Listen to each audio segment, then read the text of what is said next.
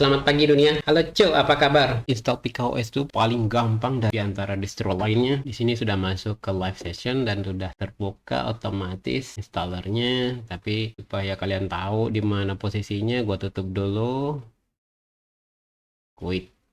Nah, sekarang masih berada di desktop. Jika sewaktu itu misalnya kalian pas masuk ke live session ternyata nggak muncul, klik aja di pojok kiri atas, klik di install PKOS Linux. Nah, akan muncul tuh tar installernya. Klik di install distro to system. Pilih bahasa, gue pilih English. Ini perjanjiannya, centang aja di I agree and accept, lalu next, keyboard, gue pilih US, time zone, cari Jakarta tentunya kalau kalian masih tinggal di Indonesia, centang di Asia Jakarta, lalu next. Kalau pilih otomatis partisi ya bisa, cuman kalian nggak bakalan ngerti. Takutnya kalau misalnya mau dual boot ya ini nggak bisa dipakai. Ini akan menghapus semua isi dari hard disk atau SSD, jadi nggak disarankan kalau mau dual boot. Lebih baik pilih yang manual. Cek di need help apa aja yang dibutuhin. Ya butuh paling kurang 512 MB FAT32, 1 GB ST4 untuk boot, paling kurang 26 GB ST4 untuk rootnya. Buat dulu partisinya, klik di open disk partitioning utility, authenticate aja.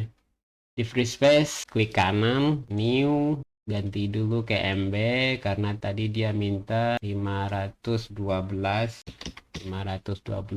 file sistemnya. Ambil EV system partition, label misal gua buat SP. Kalau label itu bebas mau dibuat apapun. Oke, di free space klik kanan lagi, new, dia tadi minta 1 GB untuk naruh kernel, itu tinggal ketik satu, label misal gua buat kernel. Oke, di free space klik lagi new, sekarang giliran root, gua ambil 50 GB aja, ini cuma buat contoh. Label misal gua buat 3. Oke, sisa 28,5, new lagi, ukuran ambil semuanya, label misal gua buat 3 house home ini. Oke, nah udah ada 4 partisi, SP untuk kernel, untuk root dan home. Klik di tanda centang, lalu oke.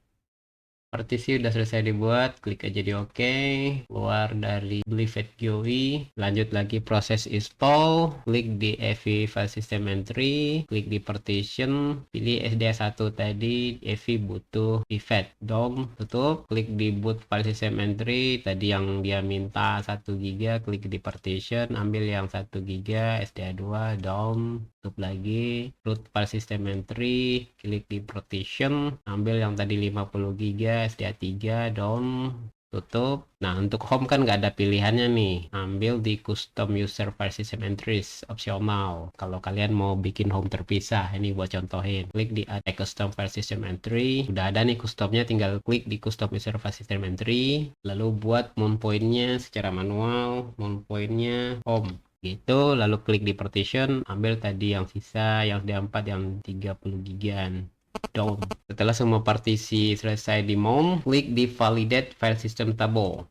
Udah ada pemberitahuan file system table is valid, berarti semuanya sudah berjalan dengan baik. Klik next, lalu akan muncul installation summary. Buat cek lagi pilihan yang telah diambil, bahasa udah pilih English, keyboard US, time zone Jakarta, SDA3 di mount sebagai root, SDA2 boot, SDA1 untuk ESP, SDA4 home. Kalau udah yakin, klik di confirm and install PKOS. Sampai instalan akan berjalan.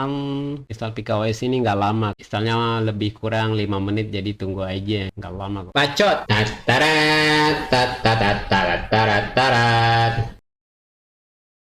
Installnya sudah selesai, langsung aja klik di reboot system untuk masuk ke PKOS yang baru aja diinstal. Nah, udah muncul nih Revin. Revin itu bootloader default dari PKOS. Di sini ada dua pilihan, IKA dan ini CD-ROM atau flash disk yang dicolokin komputer. Gua belum cabut, jadi makanya muncul. Jangan kemana-mana dulu, langsung masuk ke PKOS-nya. Pas sudah masuk ke PKOS-nya, langsung disuguhi welcome-nya untuk mengatur beberapa hal lagi. Klik di Let's Start Internet, next. Nah, ini yang paling penting buat akun. Gua buat nama akun gua Aho, hostname Baka, jadi Aho Baka. User password yang simple aja, gua mah orang sederhana, angka 1 doang udah cukup. Konfirmasi angka 1 lagi. Next. Update sistem skip dulu aja, ntar aja. Next, skip aja. Ini juga skip. Udah selesai, tinggal klik reboot.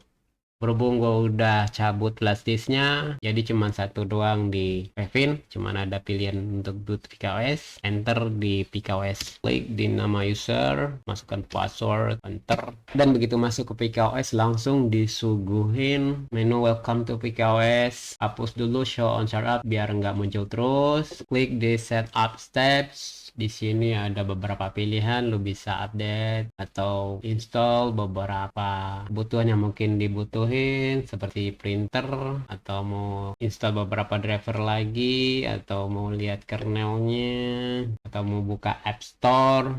Lalu ada pilihan recommend edition, di sini bisa install codecs yang tadi gue skip. Nah, ini yang paling penting karena PKOS itu adalah distro gaming, ini wajib install PKOS Game Utilities, dan ini opsional. Yang paling penting ini kalau mau main game bakal install macam-macam seperti Steam, Load Risk, Overlay, dan lain-lain seperti Wine. Kalau ini opsional. Kalau kalian mau install boleh-boleh aja, nggak install juga masih bisa main game dengan hanya ini doang. Di sini ada Kingdom Live untuk edit, Krita, Blender, OBS untuk rekam-rekam. Lalu ada Look and Feel, ini bisa download tema, bisa ganti layout. Lalu gue ambil yang pineapple,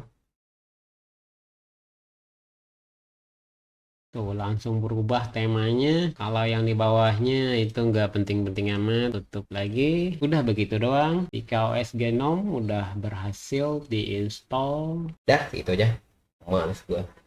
Becet.